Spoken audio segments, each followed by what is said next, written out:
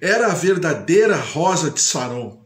Era o leão da tribo de Judá, o Cordeiro de Deus que tira o pecado do mundo, a verdadeira estrela da manhã, o sol da justiça. Ou seja, Jesus estava ali diante deles, totalmente aberto, totalmente disponível para servi-los com a palavra do Senhor Deus e Pai e com as suas promessas.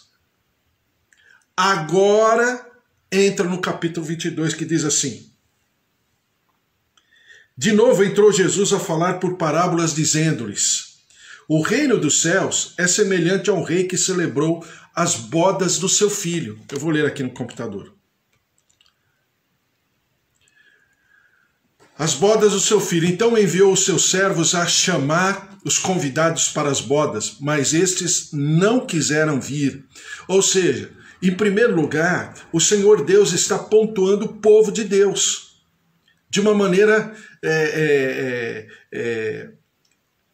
física, né? De uma maneira real. Está convidando, e olha, que deixe bem claro, Mateus está deixando bem claro, são convidados do rei. São convidados, ou seja, a participarem daquilo que esse povo havia reproduzido durante séculos e milênios. Agora está finalmente chegando o ápice de todo esse momento. Então diz assim: mas estes não quiseram vir. Quem são esses convidados? São os judeus, os religiosos, aqueles que conhecem a palavra, a lei. Judeus segundo a carne, descendentes de Abraão, que seriam os primeiros. E o Senhor não está desvalorizando, pelo contrário, eles estão sendo convidados em primeiro lugar. Só que a Bíblia fala, estes não quiseram vir. São eles que não quiseram. Não foi Deus que colocou qualquer empecilho. Versículo 4 diz assim: enviou ainda outros servos com esta ordem: dizei aos convidados, eis que já preparei o meu banquete, os meus bois e cevados já foram abatidos, e tudo está pronto, vinde para as bodas. Eles, porém, não se importaram e se foram, um para o seu campo, outro para o seu negócio. Ou seja, exatamente o que aconteceu em relação à entrada de Jesus em Jerusalém, em Mateus capítulo 21. O povo estava lá, os religiosos não estavam lá, a não ser aqueles grupos que estavam ali apenas para confrontarem Jesus, mas de maneira, vamos dizer, como o povo estava, de uma maneira alegre, feliz, receptivo ao Rei dos Reis, ao Senhor de todos os senhores.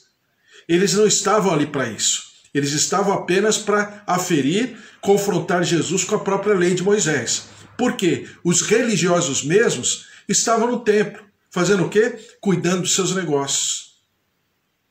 É por isso que Jesus sai daquele momento de festa e vai imediatamente para o templo.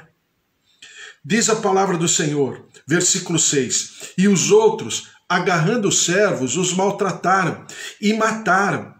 O rei ficou irado e, enviando as suas tropas, exterminou aqueles assassinos e lhes incendiou a cidade. É exatamente o que aconteceu com o povo de Deus até aqui. Um povo que foi subjugado, um povo que foi dizimado pelos inimigos. Haja vista o que aconteceu na invasão dos egípcios, dos babilônios, dos medo-persas, né? E outros povos da antiguidade, os assírios, e tudo aqui, os filisteus, e tudo aquilo que aconteceu. E nós temos na palavra do Senhor os midianitas que escravizavam o povo dentro da própria terra. E tudo isso que aconteceu e que nós temos na palavra do Senhor durante séculos.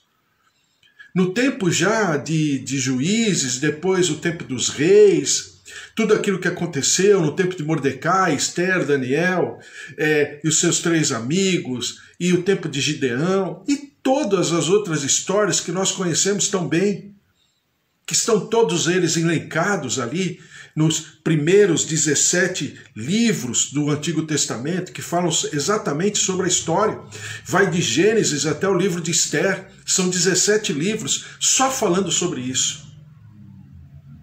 Então, o que Jesus está fazendo aqui é a síntese de toda uma história de um Deus que ama um povo, que insiste, que persiste, que persevera em manter aquele povo vivo, consistente, para que o seu filho pudesse nascer, ser entronizado naquele lugar. Mas o seu filho não foi aceito. E aí o que veio? Veio o resultado. O resultado não é a maldição de Deus. Eu sempre falo para você, maldição não vem da parte de Deus. A maldição é o resultado. Não precisa Deus amaldiçoar. A maldição é o resultado da desobediência. O resultado da desobediência leva você, leva toda a população mundial, a toda a humanidade, à maldição. Quando eu oro pelo Brasil e sempre falo, Senhor, sara a nossa terra, perdoa-nos, cura o nosso povo, né? Quebra de nós a maldição. Por que eu falo isso? Porque existe uma desobediência. Uma desobediência nacional. A desobediência leva à rebeldia. A rebeldia leva à revolta. E a revolta leva à rejeição. A pastora Mara, que está aqui, né, uma grande ministra de cura e libertação. Aliás, nós estaremos falando juntos, né, pastora Mara? É dia 9 de junho? Esqueci da data, mas acho que é dia 9 de junho. Nós estaremos falando exatamente sobre isso. O que significa sermos libertos de todas essas amarras, né, muitas vezes religiosas, mas que não nos leva a vivermos o Evangelho. Dia 8 de junho. Desculpa, hein, gente? Desculpa, pastora Mara. É a minha idade. Dia 8 de junho estaremos conversando juntos sobre isso, né? Uma quarta-feira, uma terça-feira à noite. Espera aí, deixa eu pegar aqui direitinho. No meu computador. Dia 8 de junho. 8 de junho. 8 de junho, numa terça-feira. No 8 de junho, numa terça-feira à noite, nós estaremos conversando exatamente sobre isso. Mas a pastora Mara sabe, né, e ela ministra a respeito. Geralmente a gente percebe isso, por exemplo, em pessoas que foram adotadas, né? Pessoas que foram adotadas, algumas delas, carregam esse sentimento, que eu chamo dos 3 R's. Rebeldia, revolta e rejeição. Esses 3 R's fazem parte daquilo que a terapia chama de uma ferida. É uma ferida na alma, né? E essa ferida na alma vem por causa de um sentimento que vai na maioria das vezes, desde o ventre, né? A terapia chama isso, se eu não me engano, de ferida de Narciso. Ferida de Narciso é a palavra técnica para isso, né? Ferida de Narciso. Então, e esse povo estava com esse sentimento, a ferida de Narciso. Por quê? Porque era um povo que se sentia rejeitado. Mas não porque o pai o rejeitou, mas porque o povo estava fora, desconectado do pai.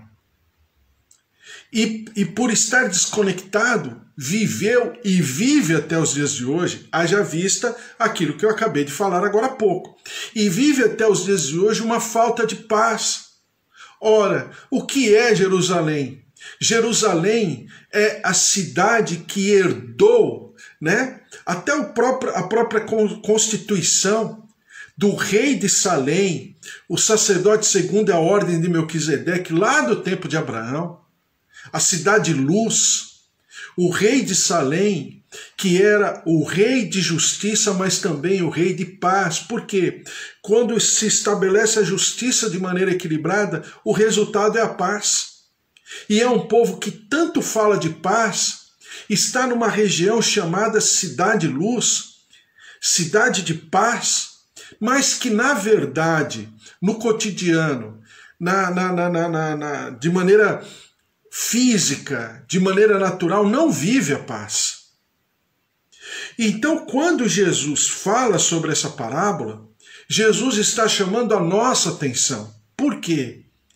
Agora, saindo dessa condição de povo, né, dessa condição nacional, judaica, hebraica, agora vamos para nós como povo de Deus, é exatamente a mesma coisa. Por quê?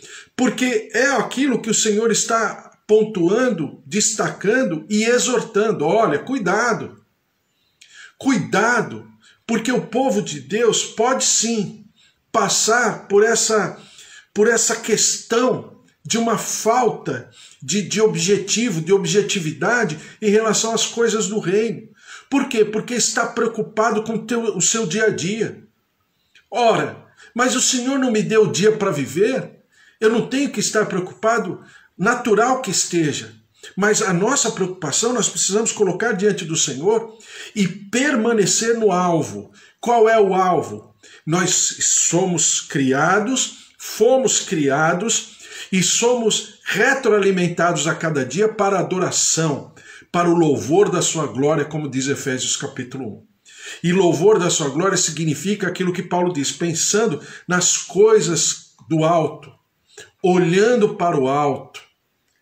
E a Bíblia ainda diz, né? Porque toda boa dádiva e todo dom perfeito vem do Pai das luzes, vem do alto. E nós estamos tão preocupados com o nosso cotidiano, com o nosso dia a dia, que nos esquecemos dessas verdades espirituais. Lembra que eu falo para você sempre sobre por que o povo tinha que olhar para o alto no tempo que o povo saiu do Egito em direção à Terra Prometida? Porque cabia a nuvem, né? A glória do Senhor travestida de nuvem, né? Cabia a essa nuvem dirigir o povo. Se a nuvem andava, o povo andava. Se a nuvem parasse, o povo também tinha que parar. Mas não tinha, assim, vamos dizer assim, uma lógica cronológica. Olha, dia sim, dia não, a nuvem vai andar. Ou semana sim, semana não. Ou mês sim ou mês não. Não era assim. A Bíblia fala que a nuvem às vezes andava de um dia para o outro e às vezes ficava semanas sem andar. Então eu até eu brinco e falo assim, já pensou? Eu pego toda a minha bagagem, né? Pertenço a um povo nômade, então toda aquela minha bagagem, aí eu coloco tudo sobre o chão, preparo o chão, coloco as estacas, cavo, né? Instalo as estacas, estendo uma tenda e tal, aí de repente a nuvem sai, aí eu pego tudo de novo e ponho. Aí como a nuvem saiu, agora ela estacionou, então eu fico meio assim, será que eu vou colocar a minha bagagem, será que eu não vou colocar a minha bagagem, vou deixar tudo em cima dos animais, de carga, ou tudo dobrado, como é que eu faço? Então era um tal de tirar e colocar, tirar e colocar, e não havia uma previsão. Mas aquele povo tinha que olhar para o alto. Então é exatamente essa figura que o Senhor deseja que vivamos. Aí você vai falar, puxa, mas não é essa oscilação? Não, fique tranquilo. É apenas uma simbologia. Deus sabe de todas as coisas. E ninguém mais do que o Senhor é um ser matemático, sóbrio, equilibrado, de bom senso, de consenso, né? Claro, juntamente com a Trindade. Então há, sim, claro, toda uma ótica, toda uma lógica divina.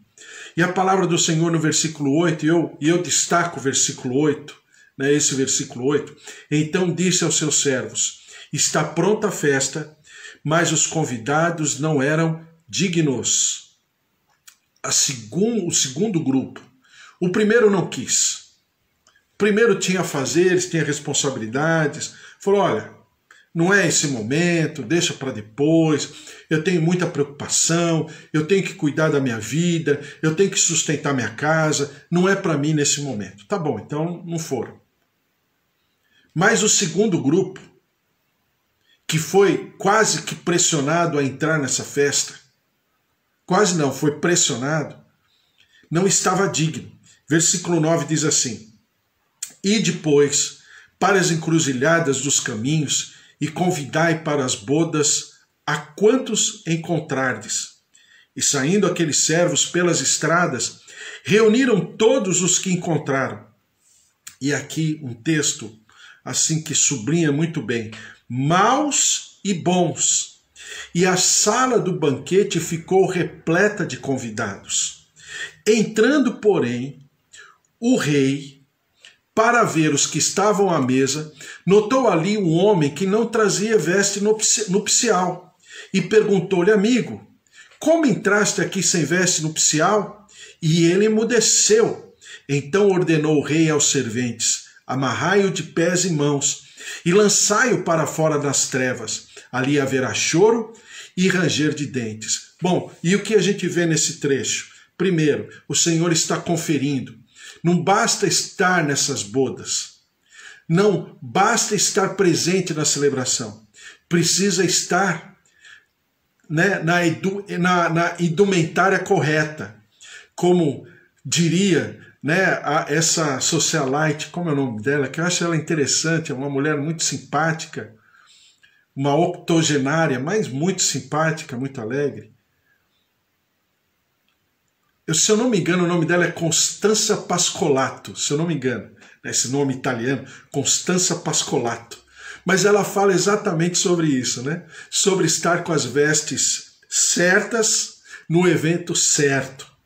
Então é como se fosse uma Constanza Pascolato das regiões celestiais. Não basta estar nesse lugar. Não basta estar na celebração. Mas eu preciso estar totalmente vestido para a ocasião. As vestes corretas. Então que fique bem claro.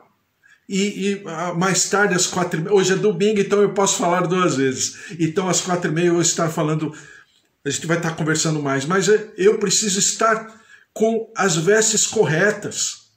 Eu preciso estar completamente travestido daquilo que o Senhor deseja que eu esteja. Não é a minha roupa, não é aquilo que eu acho que é bom, né? Como são essas festas, geralmente essas grandes festas que as pessoas falam que precisa ir de traje social. E o que é o traje social? Não é qualquer roupa. E se a pessoa for com qualquer roupa, ela não vai entrar da porta para dentro, nem na porta ela vai chegar. Então, uma coisa é certa, simples assim. O dono da festa, que é o dono da festa, está convidando a todo mundo. O dono da festa está mandando seus mensageiros a quase capturar, sequestrar a todo mundo que entre nesse banquete. O Senhor quer muita gente. Mas isso não significa que não exista, num segundo momento, uma aferição de como está esse povo, de como estão esses convidados. Será que eles estão com a indumentária correta, com as vestes corretas para uma boda? Porque olha só o que diz aqui. Entrando, porém, o rei para ver os que estavam à mesa, notou ali um homem que não trazia veste nupcial. E perguntou-lhe: amigo, como entraste aqui sem veste nupcial? A Bíblia diz que ele emudeceu, ou seja, ele sabia onde ele estava. Falando, o que significa ele emudeceu? Ele se sentiu constrangido. Por que ele se sentiu constrangido? Ele sabia qual era a veste necessária. Ele tinha consciência de que festa era essa. Ele sabia qual era a exigência do rei, do dono da festa e do seu filho, né? O convidado especial da festa. Era uma festa para o seu filho, para as bodas, onde o seu filho estaria contraindo um casamento. O Filho Jesus Cristo. Quem é a noiva? Ora, somos nós, o povo de Deus, a igreja. E o Senhor nos convida para essa festa. E nós fazemos parte dessa celebração. Somos qualquer pessoa, qualquer convidado? Não. Somos protagonistas na festa. Porque essa festa é o casamento do noivo com a noiva.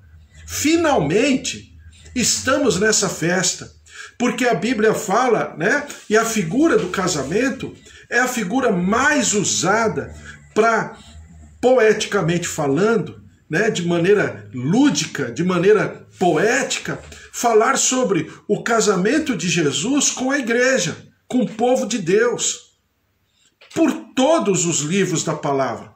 Desde o Gênesis ao Apocalipse, muito se fala disso. E um segundo símbolo que é muito falado e muito pontuado são exatamente as vestes. Por que as vestes?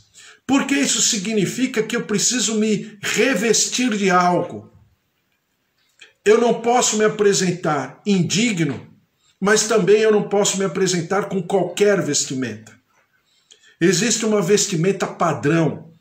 Existe uma vestimenta que eu preciso desesperadamente entender, que é uma vestimenta que o Senhor propõe, que o Senhor indica, que o Senhor coloca lá no convite.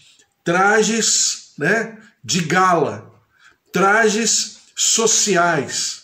Não é qualquer traje, é um traje estabelecido.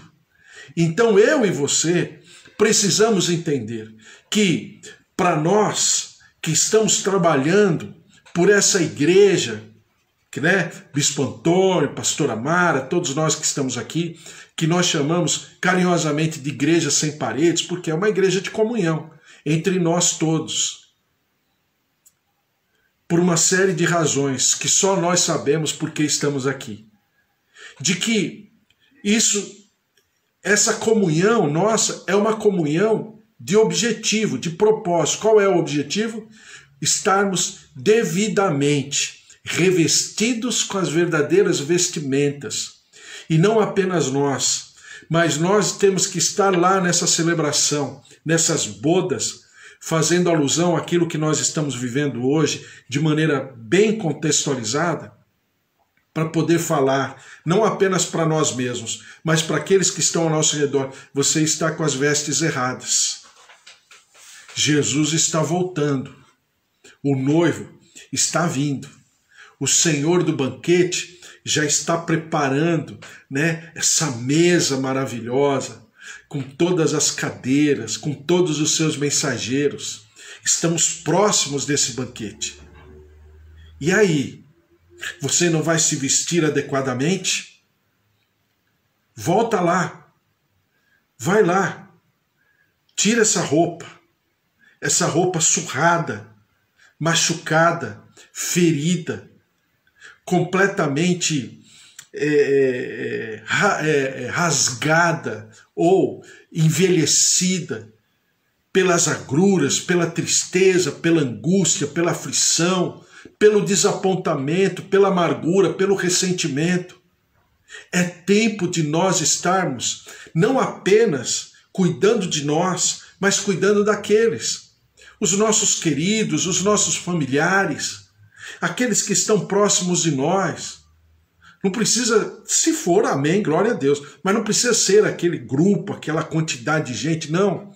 No meu cotidiano, no meu dia a dia, eu preciso interferir, porque é a maior festa, é a maior celebração, é a celebração que todo o mundo espiritual, todas as miríades e miríades e miríades de anjos do Senhor, de todos os servos, de todas as gerações da humanidade, de milênios, estão ávidos, estão na expectativa, eu poderia dizer até de maneira humana, ansiosos para que essa festa aconteça. E nós estamos no limiar de uma nova etapa, uma etapa fronteiriça, que é esse momento que nós estamos vivendo.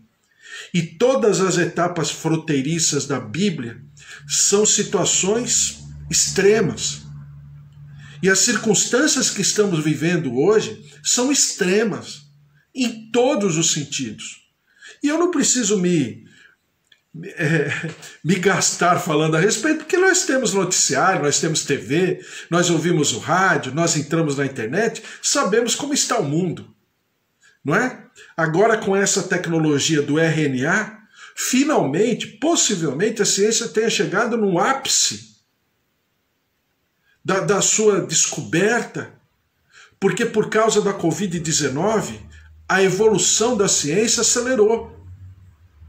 E já chegamos num ponto em que estão descobrindo finalmente, né, como criar resistência imunológica para o câncer, para uma das enfermidades mais antigas da humanidade, chamada malária, e outras enfermidades que agora, por causa dessa tecnologia do RNA, né, de algumas vacinas contra a Covid-19, já chegaram num patamar maravilhoso.